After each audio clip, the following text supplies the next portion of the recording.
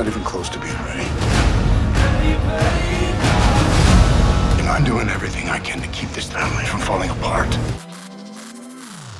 Jupiter's Legacy is the first project to come out of Mark Millar's deal with Netflix, and he said that he wanted this show to start where other superhero fare ends. How do you think this show does that, and what makes it different than other superhero stories we've seen on screen before?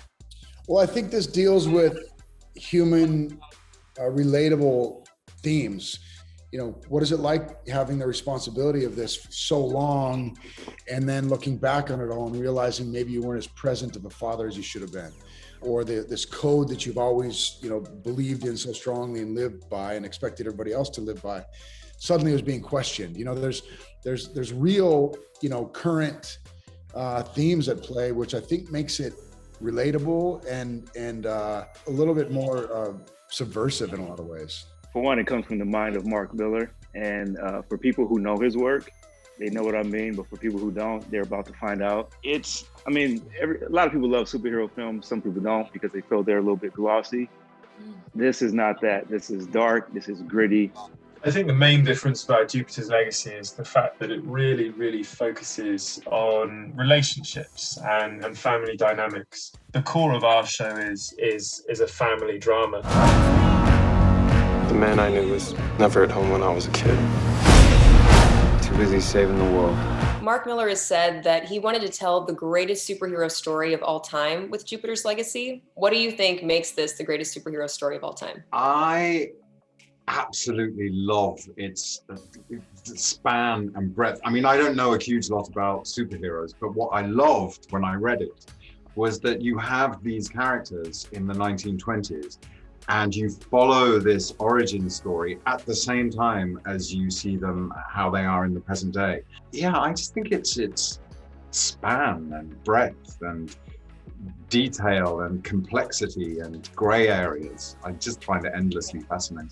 It's the fact that it's focused on all the complex layers of what it means to be a superhero. We have all of these complex sort of relationships going on that have been intertwined. I mean, it's traveling through time between, going back into like the 1920s, right up into the present sort of thing. So I think it's not just the greatest superhero story of all time. If I was to liken it to something, it would be more like the Odyssey.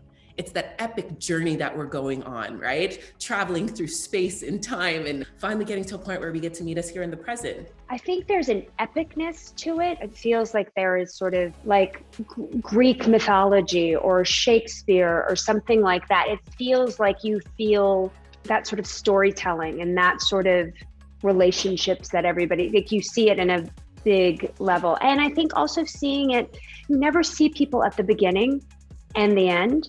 So I thought that was a really fresh sort of way of looking at it, and I had never seen anything like that. There's so much. I feel like it hits every note in the symphony of the superhero genre. It's not only spectacle and fun and wild rides and humor and all this, but it gets deep, it gets gritty and intimate in a non-peripheral way that I don't think I've really seen before. It's a refreshing kind of approach. If you look at like the really old classic superhero movies, it's always like, here to save the day, perfect ding, like smile, like there's not, we don't pierce the membrane of like, what is the emotional kryptonite of these characters, not just the physical kryptonite. I'm excited to hear more of the feedback for what people think of it, because I do think it is super, super unique. You do the right thing, somebody dies. You do the wrong thing, somebody dies. How much do you know about where the story is going? And could we see it possibly go beyond what we already know from the comics? Well, I think anything's possible. We already know he's writing Jupiter's Requiem, which I think is coming out in June or July, if I'm not mistaken. So it's the whole legacy of more than 2 generations. I think we're looking at 3 generations in Jupiter's Requiem. Well, I will say we're probably going to go pretty far, because don't forget Mark Millar's coming out with Requiem very soon. So there's more to come for sure.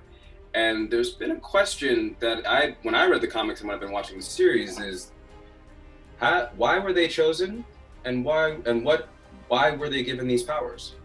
I've read two copies of Jupiter's Requiem, and it's so exciting what happens to these characters again, another generation along. So yeah, I guess it will be on for as long as people want to watch it.